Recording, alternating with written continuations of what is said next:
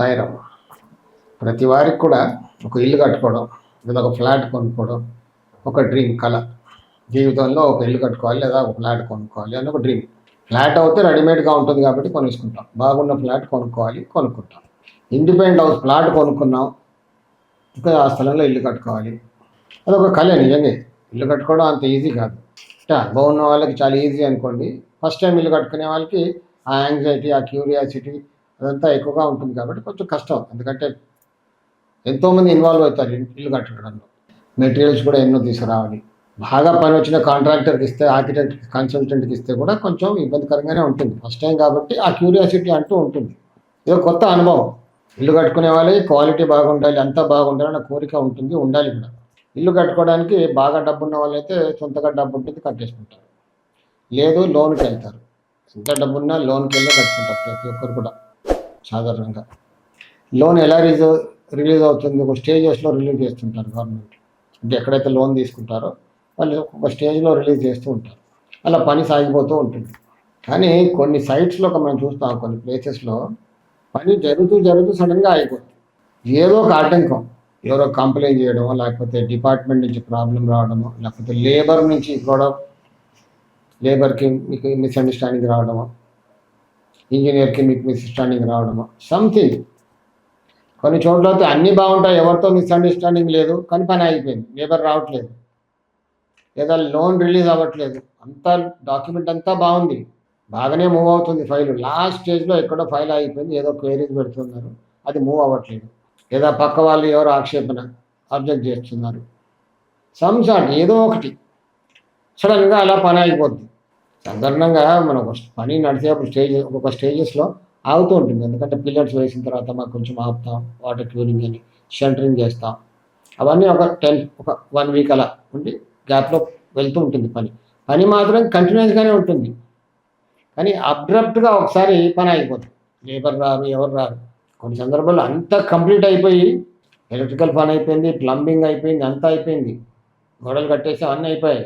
Last final స్టేజెస్లో పని అయిపోద్ది. ఇంటీరియర్స్ చేసేటప్పుడు ఎక్కడో ఒక స్టేజ్లో కొందరైతే మొదలు పెట్టగానే ఆగిపోద్ది, కొందరు రూఫ్ వేసేప్పుడు ఆగిపోద్ది, కొందరు ఫస్ట్ రూఫ్ వేసిన తర్వాత ఆగిపోద్ది, కొందరు స్టార్టింగ్లో సెల్లార్ తీస్తారు, సెల్లార్ తీసేప్పుడు ఆగిపోద్ది, లేదా కాలం పిట్స్ తీస్తారు, స్టార్ట్లో కాలం పిట్స్లో ఆగిపోద్ది పని. మరి కొంతమంది అంతా కంప్లీట్ అయిపోద్ది, ఫైనల్ స్టేజెస్ ఇంకా కంప్లీట్ చేస్తుంటారు. టెర్రస్ పైన ఒక రూమ్ కట్టుకుందామని, సరే లేదా గ్రౌండ్ ఫ్లోర్ కట్టుకున్నాం, ఫస్ట్ ఫ్లోర్ ఇప్పుడు కట్టే శక్తి లేదు, కానీ మెటీరియల్ మిగిలిపోయింది, కాలం చేసి వదిలిపెడతాం, తర్వాత కట్టుకోవచ్చు కదా అని ఆ ఉన్న మెటీరియల్తో కాలం చేసి వదిలిపెడతారు. ఇవన్నీ కూడా ఏంటంటే కొంతమంది అక్కడ మెటీరియల్స్ ఇప్పుడు కట్టేప్పుడు చాలా మెటీరియల్స్, బ్రిక్ అని, సిమెంట్ అని, ఉష్క అని ఎన్నో వస్తాయి కదా. ఎక్కడ డంప్ చేయాలి, ఎక్కడ రోడ్ ఉంటుందో అక్కడే వేయాలి కదా. అఫ్కోర్స్ ఇప్పుడు ఏంటంటే ఆర్సీసీ వర్క్కి ప్రీమిక్స్ వస్తుంది కాబట్టి మనం సిమెంటు, ఉష్క, కంకర స్టాక్ చేసుకునే అవసరం లేదు. మొత్తం షెల్టరింగ్ పని అయిపోయిన తర్వాత రెడీ మిక్స్ పెడితే వచ్చి వేసి వెళ్ళిపోతారు. అదొక గ్రేట్ టెక్నాలజీ ఇప్పుడు. కానీ కొంతమంది వాటి జోలికి వెళ్ళకుండా కంకరు, ఉష్క, ఇవన్నీ సిమెంట్ అని స్టోర్ చేస్తారు. ఎక్కడైతే వేయకూడదో అక్కడ వేసామనుకోండి, మన స్థలానికి ఈశాన్యంలో వేసాము, పని అయిపోతుంది. కొంతమంది షెల్టరింగ్ చేసేప్పుడు ఈశాన్యం నుంచి మొదలు పెడతారు, నైరుతి పోర్షన్ అంతా ఓపెన్ ఉంటుంది, పని అయిపోతుంది. కొంతమంది అలా ఫస్ట్ ఫ్లోర్ తర్వాత కట్టుకుందామని కాలం చేస్తారు, కాలం చేసి వదిలేస్తారు. కొన్నిసార్లు జరగకూడని జరిగిపోతుంటాయి ఇంట్లో, అలా వదిలిపెట్టకూడదు, చేస్తే ఒకసారి రూప్ వేసేయాలి. ఇలాంటి చిన్న జాగ్రత్తలు, చిన్నవి అనుకుంటాం. కట్టేటప్పుడు మరి మెటీరియల్ అంతా ఎక్కడ డంప్ చేయాలి, ఇక్కడ ఏదో అక్కడ ఏదంటే జాగ్రత్తలు తీసుకొని కట్టుకోవాలి. ఇల్లు కట్టుకునేప్పుడు ఇవన్నీ జాగ్రత్తలు కంపల్సరీగా తీసుకోవాలి. లేకపోతే పని ఇలా అర్ధాంతరంగా ఆగిపోద్ది. జరగకూడని సంఘటనలు జరిగిపోతుంటాయి. కొంతమంది కట్టేటప్పుడు యాక్సిడెంట్ అవుతుంది కొందరికి. ఇల్లు మొదలు పెట్టగానే మా వాడికి యాక్సిడెంట్ అయిందని మళ్ళీ గొడవ, దాంతో పని అయిపోద్ది. చిన్న జాగ్రత్తలు ఉంటాయి. ఎక్కడైతే మెటీరియల్ వేయకూడదో అక్కడ వేయకూడదు, అంతే. ఇప్పుడు వేసాను, రేపు తీసేస్తామంటే రేపు లేబర్ రాదని తీసేస్తారు అని మీరు అనుకుంటారు. లేబర్ రారు, అది తీయరు, ఇంకా అక్కడ అయిపోద్ది. అలా పని ఆగిపోయి ఉంటుంది. కొన్ని చోట్ల బూత్ బంగ్లాలుగా మారిపోతాయి. కొన్ని చోట్ల నేను ప్రాక్టికల్గా చూశాను, యాంటీ సోషల్ ఎలిమెంట్స్కి ఒక అడ్డా అయిపోతుంది. అది ఏళ్ళ తరబడి పని అయిపోయింది, అందులో వచ్చి వాళ్ళు ఎంజాయ్ చేస్తుంటారు. వీళ్ళు ఓనర్స్ ఎక్కడే ఉంటారు, తీరా ఎక్కడికి వెళ్ళి చూస్తే అది కుక్కలు, డాగ్స్ దరిద్రంగా తయారవుతుంది అప్పుడు అక్కడ.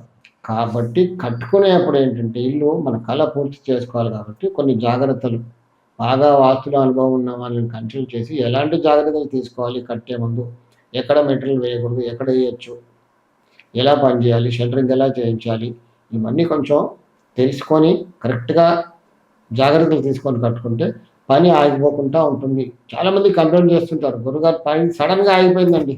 వాస్తు దోషం అని తెలియక కొంతమంది తంత్రాలు, పూజలు, యంత్రాలు, బలులు, కోళ్ళు తీసుకొచ్చి కట్ చేయడం, మేకల్ని కట్ చేయడం, కొబ్బరికాయలు కొట్టడం, గుమ్మడికాయలు కొట్టడం, ఇవన్నీ ఎంతోమంది చేస్తుంటారు అక్కడ. అస్సలు వాస్తు దోషం ఎక్కడుందో చూడకుండా ఇవన్నీ తంత్రాలు చేస్తుంటారు. వాటి వల్ల ఏమీ లాభం లేకుండా పోతుంది. తర్వాత వాపోతారు, మేము అన్నీ చేసామండి, యంత్రాలు చేసాం, మంత్రాలు చేసాం, తంత్రాలు చేసాం, ఎవరేం చెప్తే అది చేసాం, కోడి బలి ఇచ్చాం, మేక బలి ఇచ్చాం, కొబ్బరికాయలు కొట్టాం, ఇవన్నీ చెప్తుంటారు. వాటి వల్ల ఏమీ అవ్వదండి. దోషాన్ని సవరిస్తే అయిపోద్ది సింపుల్గా. కొంతమంది ఈ మధ్య నేను ఒకరి ఇల్లు వాస్తు చూడడానికి వెళ్ళాను. ఆల్రెడీ వాళ్ళ ఇంట్లో వాస్తు మార్పులు మొదలు పెట్టుకున్నారు. వాళ్ళకి ఏదైతే అవగాహన ఉందో మొదలు పెట్టుకున్నారు. తర్వాత నన్ను తీసుకెళ్లారు. తీరా చూస్తే అది ఈశాన్యం బ్లాక్ ఇల్లు. ఉత్తరంలో ఈశాన్యం మొత్తం, ఉత్తరం ఈశాన్యం, తూర్పు ఈశాన్యంలో మొత్తం పడగొట్టిన డెబ్రిస్ అంతా పడేశారు అక్కడ. మెయిన్ డోర్కి ఎదురుగా, ఉత్తర ఈశాన్యం మెయిన్ డోర్కి ఎదురుగా పెద్ద ఉష్క కుప్ప లారీ అక్కడ డంప్ చేసింది. వాళ్ళకి చెప్పాను, ఇమ్మీడియట్గా ఇవన్నీ తీసేయండి, లేకపోతే ఇంట్లో వరకు యాక్సిడెంట్ అవుతుంది. అబ్బాయి తీసేస్తామండి, పని జరుగుతుంది కదా అందుకే పెట్టాము. కొంచెం ఈశాన్యంలో వేయకుండా ఇటు ఉత్తరం వైపు వాయువ్యంలో, లేకపోతే తూర్పు వైపు ఆగ్నేయంలోనో డోర్కి ఎదురుగా ఉష్క కుప్ప వేయకుండా కొంచెం పక్కన వేసుకుంటే హాయిగా పని జరుగుతుంది. ఒక 3 days తర్వాత అక్కడి నుంచి కాల్ వచ్చింది, గురుగారు మా తాతగారు పడిపోయారండి, ఐసీయూలో ఉన్నారు ఇప్పుడు, హెడ్ ఇంజురీ. అంటే వాళ్ళు ఇంట్లో ఉంటూ మార్పులు మొదలుపెట్టారు. ఇలాంటి సంఘటనలు జరుగుతుంటాయి కొన్ని చోట్ల. కాబట్టి వాస్తు మార్పులు చేసుకునేప్పుడైనా, కొత్త ఇల్లు కట్టుకునేప్పుడైనా కొన్ని జాగ్రత్తలు తీసుకొని కట్టుకుంటే ఇలాంటివి జరగకుండా ఉంటాయి. ఈ పని ఆగిపోకుండా సజావుగా జరిగిపోతుంది. మన కళ నిజం అవుతుంది. అప్పుడు సంతోషంగా ఉండొచ్చు. సాయి రక్ష.